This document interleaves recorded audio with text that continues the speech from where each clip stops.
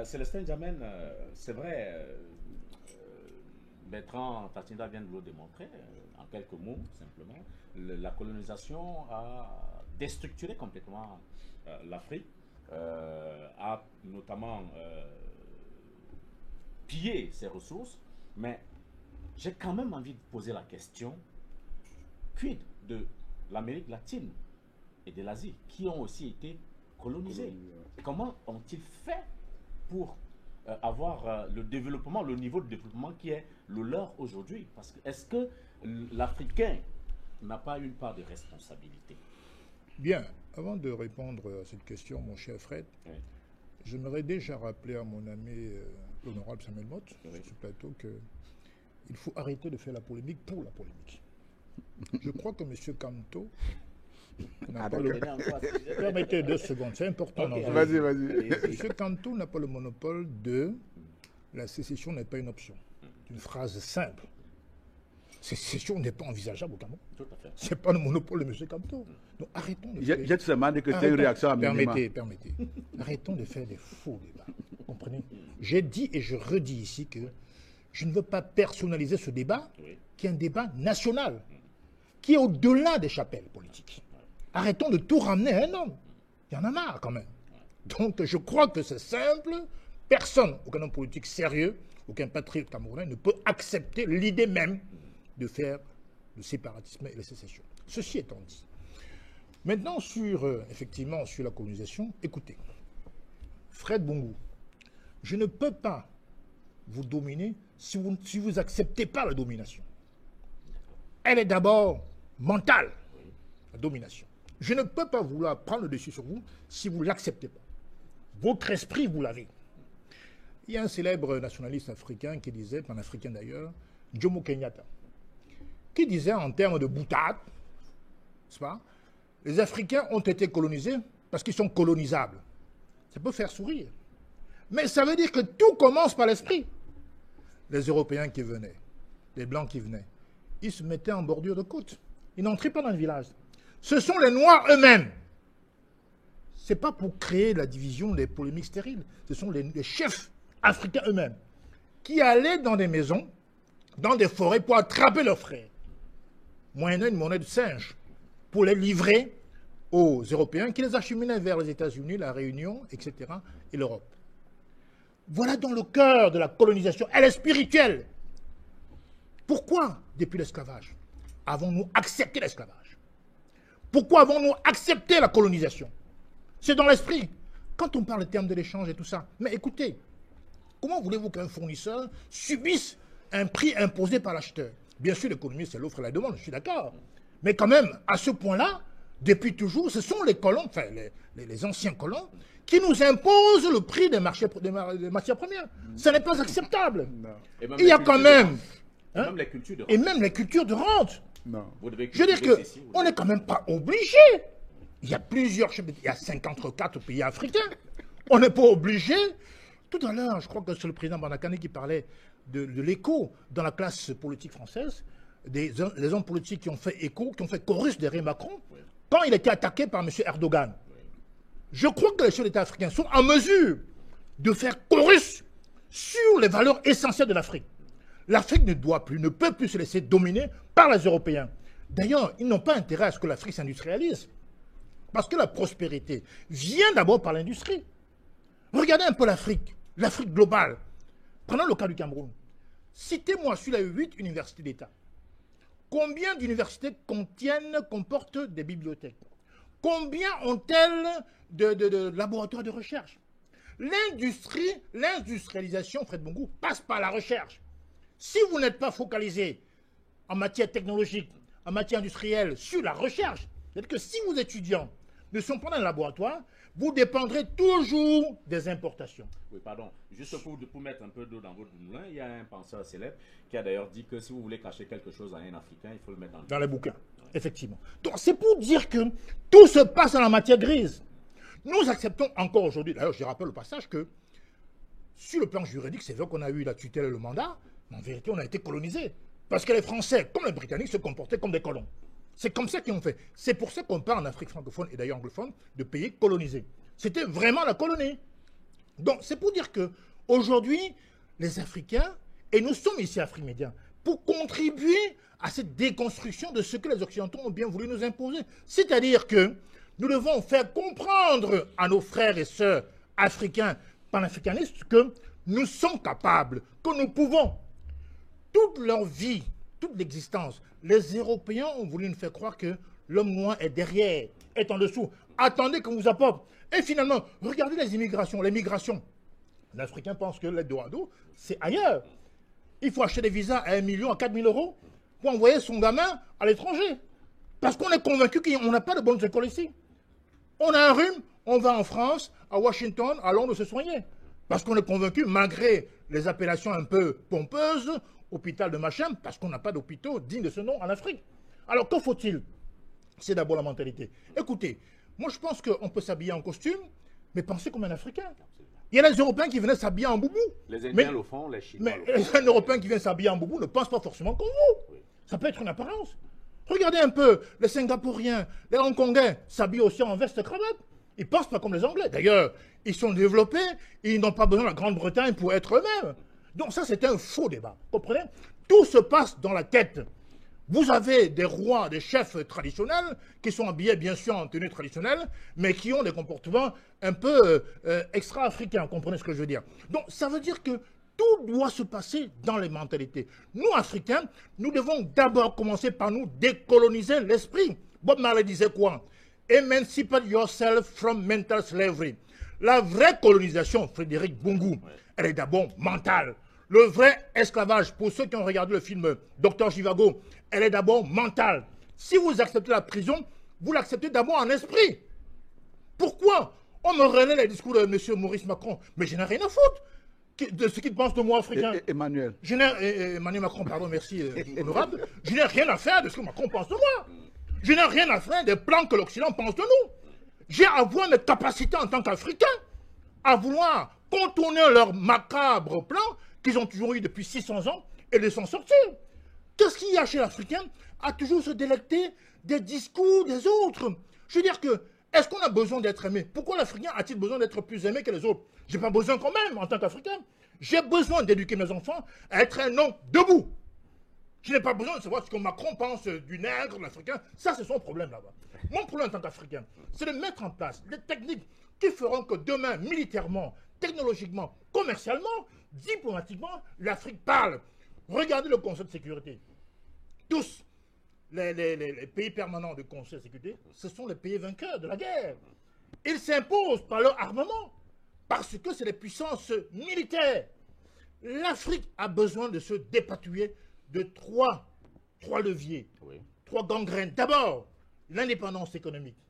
Ça suppose qu'on mette en place les moyens qui nous permettent de développer notre industrie, pas seulement l'industrie de rente, c'est-à-dire que la matière, la culture de rente qui permet aux Occidentaux de nous imposer leur prix.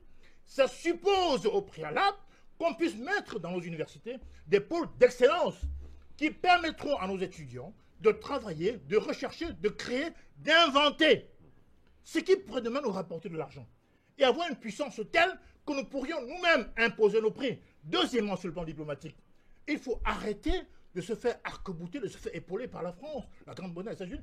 L'Afrique a aussi le droit d'être un membre permanent, en tout cas l'un des pays africains, d'être un membre permanent, eu égard à l'apport qu'elle a fait à l'Occident, notamment en ce qui concerne la France pour les dépasser, pour les dépatouiller de l'Allemagne nazie.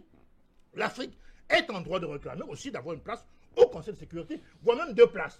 Donc ça dépend de nous. Ça ne dépend pas d'Emmanuel Macron. Ça dépend de notre capacité à nous unir et à faire front pour imposer. Parce que moi aussi, je peux chaque jour dénoncer le néocolonialisme. À un moment donné, il faut dépasser ce stade. Et de se dire maintenant, qu'est-ce qu'on fait? Et tout à l'heure, j'ai entendu parler ici sur ce plateau, je crois que c'est l'honorable Maud qui l'a dit, la démographie. Certes, la démographie n'est pas est un élément qui peut contribuer à expliquer l'émergence économique. Mais ce n'est pas automatique. Regardez la Suisse, regardez le Luxembourg, regardez tous ces petits pays, la Belgique, dont le budget est 3 fois plus élevé que celui de la RDC. Non. La RDC qui rassemble en termes de population et de superficie peut-être 5-6 fois la Belgique. Comprenez? Donc ce n'est pas une question de démographie, c'est une question de capacité à créer et de se faire, comment dirais-je, de créer de la prospérité. On ne peut pas simplement dire qu'il suffit d'être nombreux. Si on est nombreux et bête, si on a des troupes et pas d'idées, ben vous n'avez rien du tout. C'est-à-dire qu'on a besoin d'être, pas forcément très nombreux, mais d'avoir de la matière grise qui nous permettra d'être aussi quelqu'un, des gens ou des entités présents et forts dans le concert des nations. La démographie n'est pas un critère absolu, n'est même pas un critère central du tout. L'Africain doit développer les matières qui lui permettront demain de parler haut et fort au niveau des concerts, au niveau de la scène mondiale. Ce n'est pas le cas aujourd'hui, on peut le regretter. Aujourd'hui, par exemple, sur le plan de l'armement, les pays européens, les pays américains, écoutez, ils sont quand même des pays producteurs d'armes. Et leur but maintenant, c'est d'étouffer l'Afrique, n'est-ce pas, à pouvoir s'élever un jour, vers un jour, parce qu'elle crée des foyers de guerre. Les foyers de guerre nous obligent simplement à rechercher la paix. Pendant ce temps-là, ils continuent à se développer, alors que nous aurions pu, si nous étions en paix permanente, de réfléchir, de créer aussi. Et ils viendront comme des sapeurs-pompiers, n'est-ce pas, essayer sapeurs-pompiers purement, c'est le cas de dire, d'éteindre le feu qu'ils ont mis. Donc c'est ça le piège. L'Africain doit réfléchir davantage que ça. Il faut arrêter de se lamenter de ce qui nous arrive depuis 600 ans. Ça ne nous apporte rien. La preuve que si nous sommes aujourd'hui dépendants de beaucoup de pays européens, nous sommes là à consommer. Sur l'ensemble du PNB africain, nous n'avons que 17% de revenus de toutes nos matières premières qui nous reviennent. Parce qu'ils ont mis en place des mécanismes pour abrutir les Africains, pour ponctionner leurs richesses. On a par exemple, dans le domaine du pétrole, aucune société africaine qui extrait de pétrole. C'est toujours pour eux. Ils vont reverser peut-être 20 à 35% aux pays africains pour les plus appréciés, mais le reste, ça va dans les caisses européennes. Donc il faut arrêter avec ça. La mentalité est la pierre angulaire de ce qui nous arrive. Parce que si nous continuons à toujours vouloir pérorer au discours que tiennent les Occidentaux sur nous, on ne s'en sortira jamais. Il faut donc rappeler que l'éducation qu'on est ici en train de faire, c'est pour dire que l'Africain a été illusionnés pendant des siècles en leur faisant croire que c'était des sous-hommes. Nous sommes des hommes capables de produire, capables d'exporter, capables de transformer nos matières premières. C'est ça qu'il faut comprendre aujourd'hui. C'est bien compris. Célestin Djamène. Honorable Samuel Maud, évidemment, vous avez été titillé. Vous voulez certainement apporter quelques précisions, certainement. Non. Nous sommes d'accord au moins sur un constat. Oui. On ne vous colonise pas pour votre bien, ni pour votre confort. Maintenant, mon propos est une question de rapport de force. C'est un problème de rapport de force. Et le problème, la première chose que je voulais souligner, c'est qu'il y a eu ce rapport de force là qui nous a été défavorable parce que le milieu, à un moment donné, notre environnement nous a poussé un peu de la paresse, utilisons le bon mot. C'est-à-dire que pendant que les autres utilisaient la science comme étant un élément de conquête, et pourtant la science, elle est née en Afrique, nous étions là également à pouvoir nous continuer à admirer le soleil parce qu'effectivement, on ne voyait pas l'intérêt de faire quoi que ce soit autour de nous qui puisse nous amener à changer notre environnement. Et la mentalité dont il parle, Célestin Djamène, effectivement, il ne nous a pas nécessairement imposé, il nous a également imposé par ce milieu-là. C'est à nous maintenant d'utiliser des éléments de cette connaissance-là pour pouvoir dire qu'est-ce que nous devenons demain, sur quel levier nous nous appuyons également pour pouvoir dessiner nous-mêmes notre environnement. Et il y a quand même un certain nombre d'évolutions qui se passent dans notre société également que nous devons saluer. Autant, dans les années 80, on mettait un président de la République par le toit, on faisait sortir l'autre par la fenêtre. Autant aujourd'hui, vous voyez très bien que la diversité fait... Ça va être difficile. C'est très difficile. Y compris d'ailleurs, même vis-à-vis de l'opinion européenne, même vis-à-vis de l'opinion occidentale. À l'époque, c'était tout à fait admis que, effectivement, que Chirac ou Giscard d'Estaing, du haut de l'Élysée, là-bas, ils pouvaient dire que certaines personnes. Aujourd'hui, vous voyez très bien qu'il y a un certain nombre de présidents africains qui s'arc-boutent pour pouvoir dire nous ne pouvons pas accepter telle ou telle chose. Notre rôle également, c'est de dire aujourd'hui, quoi qu'on fasse, nous avons été colonisés.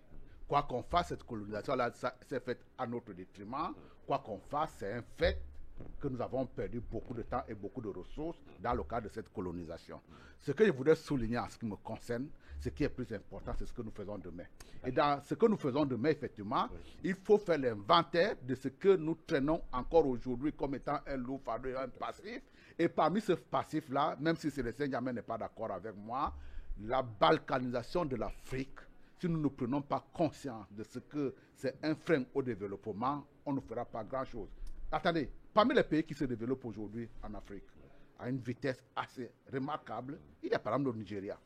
Je note quand même que le Nigeria est l'un des pays les plus peuplés en Afrique, sur le continent aujourd'hui. La deuxième chose également, l'Asie, quoi qu'ils ne soient pas d'accord avec moi, l'Asie a une dynamique démographique qui fait qu'à un moment donné, ne serait-ce que parce qu'ils sont des consommateurs, on est bien obligé à un moment donné de les courtiser. Troisième chose également que je voudrais souligner, quand vous voyez le développement industriel des pays européens qui a démarré par la Grande-Bretagne, on admettait à cette période que l'on puisse faire travailler des enfants de 6 ans dans les usines, que l'on puisse faire travailler des manœuvres 24 sur 24 heures dans les usines. Aujourd'hui, un lourd fardeau également que nous traînons de cela, c'est que nous avons des conventions collectives qui nous donnent un certain confort et on ne pense pas qu'on doit faire comme les Asiatiques qui ont suivi le même modèle d'ailleurs. Et vous voyez là également, autre élément handicapant pour nous, compte tenu du renversement de valeurs qu'il y a aujourd'hui entre les pays européens et les pays asiatiques, le transfert de technologie dont je vous parlais tout à l'heure, il se fera difficilement vis-à-vis de l'Afrique parce qu'effectivement, on n'a pas envie de faire également une concurrence à la matière. Mais, exactement, et mon rôle, effectivement, c'est de dire, effectivement, il faut qu'on fasse cet état de lieu pour pouvoir savoir comment est-ce que nous faisons. Je vous ai dit au départ, c'est une question d'adversité. Comment est-ce que nous faisons pour trouver des ressources, pour pouvoir continuer un certain nombre d'obstacles que forcément, peut-être pas avec une certaine méchanceté qu'un certain nombre d'entre nous décrit ici, mais c'est de bonne guerre. Comment est-ce que nous faisons pour contourner l'ensemble des écueils qui peuvent être pavés dans notre parcours pour le développement? Ces écueils-là, certainement, qui viendront pour la plupart des pays qui, jadis, nous ont colonisés, mais qui peuvent également être à l'intérieur de nos propres partenaires. Vous voyez très bien la guerre qu'on se livre aujourd'hui. Ne serait-ce qu'en Afrique centrale, entre micro-États, c'est une guerre qui me semble totalement abjecte. Et inutile. Merci donc à vous. Je vous adresse 2 questions directes quand même. Aujourd'hui, est-ce que l'Afrique ou les dirigeants africains, parce que le développement, c'est une vision et le leadership, est-ce que l'Afrique a manqué de vision et de leadership? Et surtout, est-ce que l'Afrique a raté son tournant révolutionnaire? Avant de répondre à votre question, M. Bongo, permettez-moi de m'indigner sur tout ce que j'ai écouté sur ce plateau, qui est d'une indécence insupportable en ce début du XXIe siècle. Si on ne connaît pas l'histoire de l'Afrique, on se tait, on ne dit pas de bêtises sur le continent africain. L'idée de la victimisation, c'est quelle idée ça? Et il faut maintenant que sur le plateau, nous on présente notre certificat de non-victimisation aux Blancs. C'est quelle idée ça, la victimisation? Comme montre une seule trace de victimisation dans l'histoire de l'Afrique. Il faut avancer n'importe quel mot qu'on est sur un plateau. La victimisation? Montrez-moi un seul exemple dans l'histoire de la victimisation. Non, laissez-moi préciser. Parce que les gens font comme si l'histoire de l'Afrique, c'est la victimisation. Alors, par le passé et aujourd'hui, ici, qu'on me montre où est-ce qu'il y a la victimisation. Parce que les Occidentaux disent ça pour dénigrer et casser les mouvements panafricanistes, que nous on répète ça sans aucune honte, alors qu'on est sur Afrique Média, qui est même la preuve, qui est la démonstration que nous ne sommes pas des victimes. Voici un instrument qui a été monté par les Africains, Afrique Média, qui est la meilleure chose qui est arrivée au continent africain depuis au moins 20 ans, cet instrument. C'est les Blancs qui ont aidé à monter Afrique Média. Et le travail qu'on fait ici, c'est la victimisation. Avec les résultats que nous avons, M. Bongo, je crois qu'il faut qu'on soit un peu sérieux. Donc, moi, je n'ai pas à présenter un certificat de non-victimisation à un Blanc ou à un Africain qui reprend ça pour lui. Bon, ok, moi j'assume, moi je suis un victimaire. Vous croyez que l'esclave qui était dans la cale du bateau et qui criait, il s'est victimisé? C'est parce qu'on a perdu toute l'humanité, ou bien qu'on n'est pas à sa place, qu'on peut tenir de tels propos. Vous croyez que l'esclave qui s'est jeté dans la mer, il est tenté de se victimiser? Ça, c'est de l'héroïsme, ça. Et toute l'histoire du continent africain, depuis qu'il a été envahi, c'est une histoire de résistance. C'est la résistance qui est l'idée, qui est la geste, je n'ai pas dit le geste, qui est la geste majeure de notre histoire. Sinon, nous aurions disparu. Et je voulais rappeler ici que la première révolution contemporaine de l'histoire, c'était en Afrique, ce sont les Africains qui l'ont menée. Ça s'appelle Toussaint Louverture et Dessalines. C'était à Haïti, où ils ont effectué la première guerre révolutionnaire. C'est-à-dire, et l'ont gagné. Du temps moderne, pour la première fois dans l'histoire, l'esclave casse, bataille contre le maître et le tape. Ça a été fait par les Africains. Ça s'appelait Toussaint Louverture, les Dessalines et les consorts. Là où on l'appelait Saint-Domingue à l'époque. Donc il ne faut pas travestir l'histoire de l'Afrique pour les besoins d'une cause qui est légère et indécente. Alors, moi, l'honorable Samuel Motte a essayé tout à l'heure de se l'attraper. Lui, il a bien vu qu'il était allé loin. Il a essayé de se l'attraper. Je suis désolé pour Célestin Djamène. Je suis désolé. Si vous êtes en colère contre certains Africains, faut pas je vous ai toujours dit ça, il ne faut pas généraliser. Parce que je vous donne l'exemple. Vous parlez de Bob Marley qui a chanté cette belle chanson que nous connaissons tous, Redemption Song, que vous avez fait. Vous avez convoqué Bob Marley. Vous dites que Bob Marley était émancipé, et c'est vrai, qu'il a tué. Lui-même. Vous avez dit lui-même? Oui. Vous dites ça, monsieur l'honorable? Oui. Bob Marley s'est tué lui-même? Oui, s'est tué lui-même en faisant la drogue. Oui. Vous écoutez ça? Bon, les Africains ont écouté M. Motte. Oui, bien sûr. Celui qui a tué Bob Marley, c'est un agent de la CIA, c'est un blanc. Il a dit avant sa mort. Il a dit comment il a tué, il a empoisonné. L'honorable Motte, je ne voulais pas vous... Je ne voulais pas vous... Mais celui qui a donné le cancer, c'est un agent de la CIA qui le lui a donné. Non, écoutez. Tout à l'heure, je vous dis, si vous ne connaissez pas l'histoire de l'Afrique, allez étudier. Tout à l'heure, j'ai dit que vous vous êtes racheté. Pourquoi vous voulez encore aggraver votre situation? Il aggrave son cas. Vous vous êtes racheté vous-même. Bob Marley, qui était un Africain très émancipé et libre, a été tué. A été tué par un agent de la CIA qui a confessé à sa mort. Voici comment j'ai tué cet homme. Donc, M. Célestin Djamène, on peut être émancipé, on vous tue. Et nous n'avons pas à célébrer ça. Cette célébration, moi je me demande sur quel plateau je me trouve aujourd'hui. Heureusement que ce n'est pas tout le monde qui pense comme ça. Et heureusement que je connais le fond de votre pensée vous-même. Il peut arriver que les mots débordent de notre pensée, ça arrive. Mais nous sommes en train de célébrer la force. Les humains ne célèbrent pas la force. Ce qui fait l'humanité, c'est justement se démarquer de l'animalité qui est la force. C'est dans les champs animaux où le rapport de force, c'est le rapport de force de la brutalité. Et il faut que je t'attrape, je te mange. Les humains, ce n'est pas comme ça, ce n'est pas la loi des humains. On ne peut pas célébrer les gens qui sont violents, qui maîtrisent la violence. Et on vient dire que non, le rapport de force n'est pas notre faveur parce que les gens sont violents. Les violents sont des démons. Et l'effort de l'humanité, justement, c'est d'en finir avec ça. Et l'Afrique se bat pour ça. Quand vous regardez le temps historique de l'Afrique, vous regardez, si on prend pour référence l'Égypte antique, vous regardez, mais le temps que nous avons subi jusqu'à présent, parlons comme ça, Célestin Djamène et Maître Motte, disons, si on prend l'esclavage arabo-musulman, 8 siècles. Si on prend l'esclavage occidental, 300 ans, je crois, non, 400 ans et plus, prenons seulement ça, 800 ans, 400 ans, on est à 1200 ans, je relativise. On peut y ajouter la colonisation, 1500 ans. Ça vaut quoi dans l'histoire de l'Afrique? L'histoire de l'Afrique, c'est 1500 ans. On a 200 000 ans d'histoire africaine. Et plus, aujourd'hui, qui est connu, qui est entré dans l'histoire, dans la science moderne, on connaît 200 000 ans. Si vous prenez pour référence l'os de Shango, c'est une référence extraordinaire, reconnue par toutes les scientifiques du monde entier. L'os de Shango, pour prendre seulement ça, c'était développé dans les régions du Grand Lac, qui démontre le niveau de mathématiques développé par les Africains. Il y a 200 000 ans. C'est un niveau universitaire. L'os de Shango, je prends seulement ce cas. Je ne reviens pas sur le lever de l'Iliaque, qui permet aux Dogons d'observer l'étoile de Sirius, vous comprenez, qui revient tous les 1360 ans, et qui suppose d'avoir déjà à l'époque des observatoires astronomiques de type très élevé, déjà à l'époque. Donc, mais est-ce que ce n'est pas finalement alors contradictoire ce que vous dites? On faisait la science pour la science.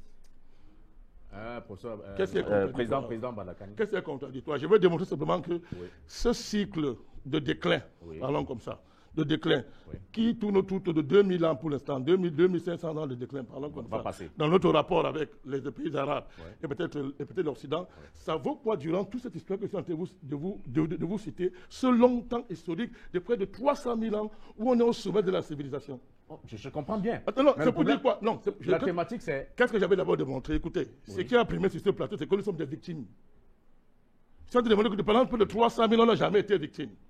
Et pendant le temps où nous avons affaire à l'Occident et aux pays arabes, on n'est pas victime, c'est la résistance. Et c'est l'histoire des grands résistants. Il me semble quand même que quand on fait l'analyse d'une histoire comme celle-ci, on ne privilégie pas la traîtrise, on privilégie la résistance. C'est ça qui sont des sérieux. Pourquoi on prend la traîtrise pour justifier la colonisation? C'est pas normal. C'est ça que je dénonce. Et je ne reviens pas sur d'autres choses. Quand Samuel Moloraba dit qu'il faut travailler plus pour attraper le rythme des autres, je suis d'accord avec lui. Maintenant, quand vous travaillez plus, donnez-vous les moyens de garder votre richesse. Si vous travaillez plus, c'est comme pire la richesse, ça sert à quoi de travailler plus? Ça ne sert à rien. Est-ce que l'honorable me dit comment on garantit la richesse sans passer par les combats panafricanistes rudes? Et ce n'est pas la victimisation. Ce n'est pas la victimisation quand on fait ça. Il a parlé des maisons précaires. Tellement il fait beau chez nous qu'on préfère les maisons précaires. Mais ce n'est pas vrai. Non, on s'accommodait des maisons précaires. Non, ce n'est pas vrai, honorable. Ce n'est pas vrai. Regardez, si vous regardez l'histoire architecturale de l'Afrique, c'est faux. Nous sommes les premiers à avoir construit des maisons à étages. Et toute l'architecture moderne actuelle, et c'est démontré, n'est que la reproduction du génie architectural africain. C'est un fait.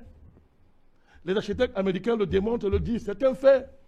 Allez voir les bateaux que nous fabriquons déjà à l'époque. Allez voir les bateaux.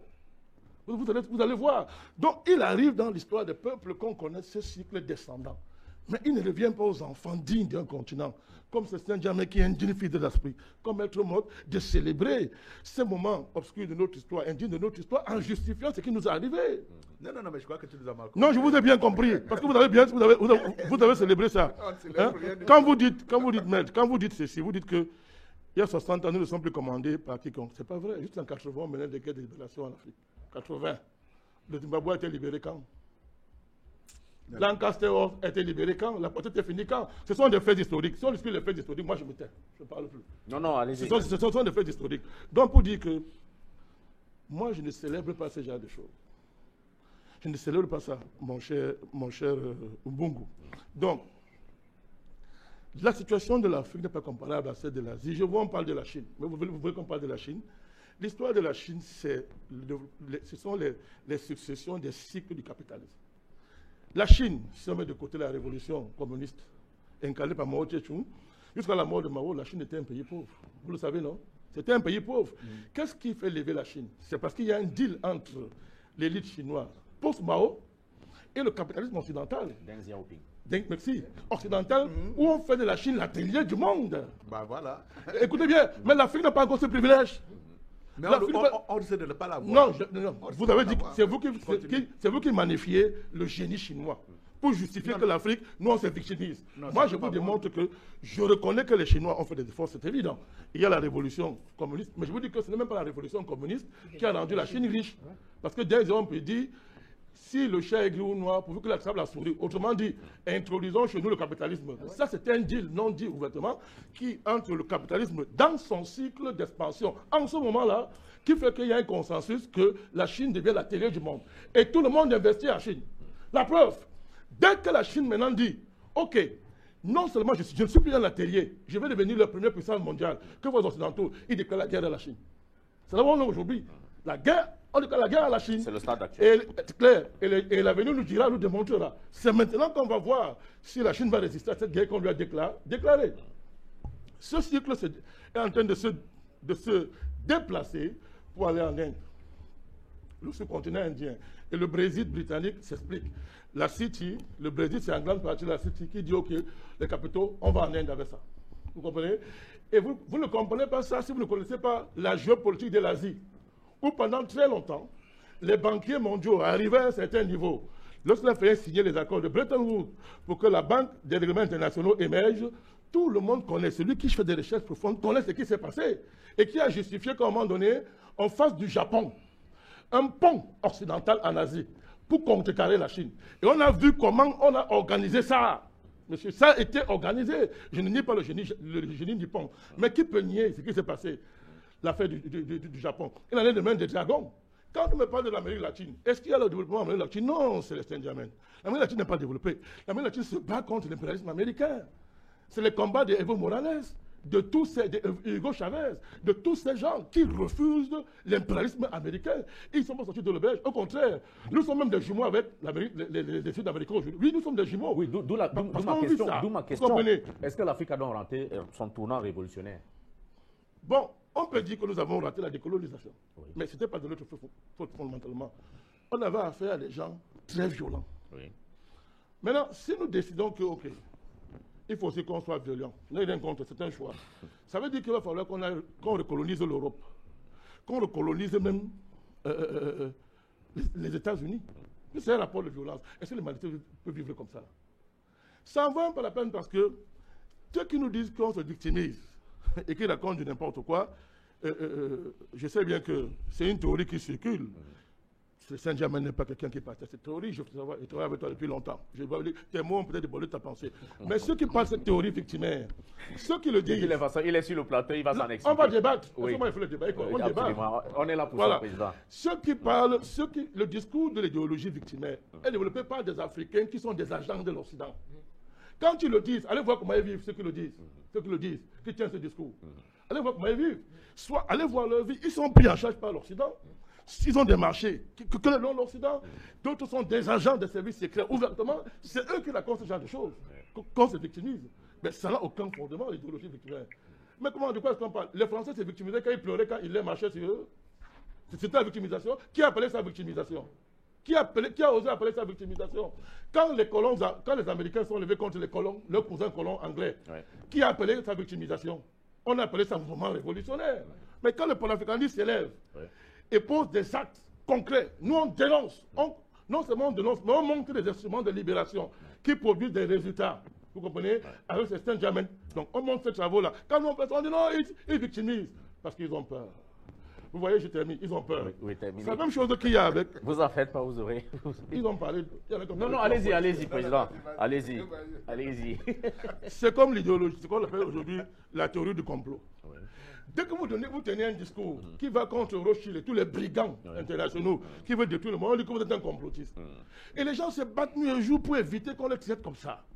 Il y a une censure terrible sur Facebook, YouTube. Personne n'en parle. Ça aurait été les pays africains. L'autocensure? La censure officielle. D'accord. Les gens sont des sites interdits. Vous dites un discours contre Biden à l'heure actuelle. C'est censuré sur Facebook. Mais Maître il le sait très bien. Il le sait très bien. Pourquoi on fait tout ça? Donc, nous, maintenant, on va se justifier tous les jours. Non, je ne suis pas complotiste. C'est la même chose, mon cher Bongo. L'idée du sous-développement renvoie à l'idée que avant la colonisation, l'Afrique avait atteint un niveau de développement très avancé par rapport à l'Europe. C'est connu. C'est connu, c'est démontré. Donc, non, c'est connu, honorable, c'est connu. Il n'y a pas de débat là-dessus. Les travaux scientifiques faits par des Européens le démontrent. Donc, on dit que nous sommes sous-développés. Pourquoi? Parce qu'il y a eu la parenthèse. Si on prend la colonisation, il y a eu un arrêt brutal. Pas la violence, parce que des gens sont venus nous trouver. Est-ce un crime de ne pas être violent? Est-ce un crime de ne pas avoir pour civilisation la violence, y compris contre le ciel et la terre? Est-ce un crime? Ce n'est pas un crime. Ceux qui sont venus parce qu'ils sont violents, ils nous ont colonisés, ils ont stoppé ce développement. Et ça se connaît. Ils ont stoppé, en séquence, là, c'est arrêté. Ils ont stoppé ce développement et nous avons lancé des combats de résistance. Et globalement, on s'en sort très bien, M. Bongo. On s'en sort très bien. Il n'y a pas à rougir par rapport à ça. Vraiment, il n'y a pas à rougir. Par contre, là où je comprends ce qui est dit ici, c'est quoi? C'est qu'on peut dire ça. Le comportement des élites africaines. Et nous sommes les élites africaines. Nous, ici, sur ce plateau. Voilà l'élite africaine, le monde entier nous voit. Oui, voilà notre comportement. C'est-à-dire le comportement des élites africaines. Comment expliquez-vous? Parce qu'il faut parler de l'actualité de la colonisation, de la recolonisation. Et c'est d'autant plus important que, alors nous parlons, les pays hier qui nous ont colonisés, ils disent quoi aujourd'hui? Qui sont victimes d'un danger de colonisation par la Chine. Vous n'écoutez pas ça tous les jours? Merci, M. Bongo. C'est aussi la victimisation dont l'Europe victimise actuellement, mais osez le dire. Franchissons le pas. Parce que quand c'est l'Afrique où on se victimise, voilà l'Europe qui crie maintenant qu'il y a un danger chinois. Et il y a des théories en Europe qui reviennent tellement et le disent. Zemmour le dit, Henri Lévy le dit, Attali le dit qu'il faut un nouvel empire blanc, occidental, basé sur l'Afrique pour affronter la Chine. Ces mots se disent en plein jour. Quand on voit la puissance des mouvements souverainistes en Europe, quand vous écoutez aujourd'hui en France, on vous dit frésiste. Le débat aujourd'hui en France, c'est quoi? On quitte l'Europe. Pourquoi ils font ça? Eux aussi, ils victimisent. La montée des nationalités. Très bien, ils victimisent. Ils disent justement qu'on est en danger de colonisation par la Chine. C'est ce qu'ils disent. Donc vraiment, à partir de là, il faut qu'on relativise ce qu'on est en train de dire. Qui victimise et qui ne le fait pas. Vous comprenez? Donc, l'Afrique a subi quelque chose de terrible. Ceux qui l'ont fait, eux-mêmes ont dit que c'est un crime contre l'humanité. De grâce, ne faisons pas de révisionnisme. Ils ont dit que l'esclavage, c'est un crime contre l'humanité. C'était un loi votée en France. Même comme il n'y a pas de coupable pour l'instant. D'accord. Ils ont dit que la colonisation, c'est un crime contre l'humanité. Mais pourquoi les Africains nous ont fait du révisionnisme? C'est eux-mêmes qui l'ont fait. reconnaissent que ce sont des crimes. Pourquoi nous, on vient réviser ce qu'ils ont connu eux-mêmes? Vous comprenez? Donc moi, je suis en disant ceci. Les élites africaines, les élites actuelles africaines, qui sont pour la plupart fabriquées par l'Occident, et c'est vrai pour toutes catégories confondues, dans les milieux de l'opposition, c'est même encore plus pire actuellement, dans les milieux du pouvoir, dans les milieux religieux, on a vu le comportement des catholiques africains avec ce qui s'est passé avec ce que vous appelez pape. On l'a bien vu. Quand c'est les présidents africains, les Africains peuvent les tuer. Mais quand c'est le pape, ils disent que prions pour le pape. Parce qu'ils disent que non, prions. Les cas disent non, prions pour le pape. Vraiment, il faut que Dieu le soutienne. Quand c'est les présidents africains, il faut les lapider, il faut les tuer. Il faut les tuer. Donc on voit tout ça. Qui peut expliquer pourquoi alors nous parlons? Aucune élite africaine. Les mouvements politiques africains ne valorisent pas le fait que l'Afrique a vaincu le Covid. Pourtant, c'est l'événement-là. Pourquoi personne n'en parle? Ça vous dit rien? Alors que la guerre des vaccins commence, on vient de le vacciner. Les élites se taisent. Religieux, tout le monde, personne ne valorise ça. Personne. On voit bien que l'Europe est en train de se confiner. C'est la faute à qui? Mais parce que justement, donc, ce n'est pas l'Afrique, ce sont ces élites-là. Et nous, on parle. L'élite africaine? Oui. Mais vous n'avez pas, on est bien d'accord. Vous n'avez pas confondre ça avec nous qui parlons. Parce que quand nous en parlons, on dit qu'on se victimise. Quand nous on dénonce, on dit qu'on se victimise. Quand nous, je vous dis qu'actuellement, là, l'événement de ce début de siècle, c'est la victoire de l'Afrique sur le Covid. Alors qu'on nous a dit qu'on est mort, on est fini. Que c'était les capotes de oui. Et on l'a fait sans vaccin. Sans des remèdes spectaculaires. Mais voilà les gens qui sont en train de patauger dans les confinements, le deuxième confinement. Ils pataugent avec le deuxième vague. Mais voilà l'Afrique qui n'a aucun problème. Mais on vient de le vacciner. Parce que des voix politiques fortes n'existent pratiquement plus. Au niveau de l'élite, au niveau de la classe politique. Donc le leadership politique. Bien sûr. C'est la question que je vous avez raison, monsieur. Merci. Merci.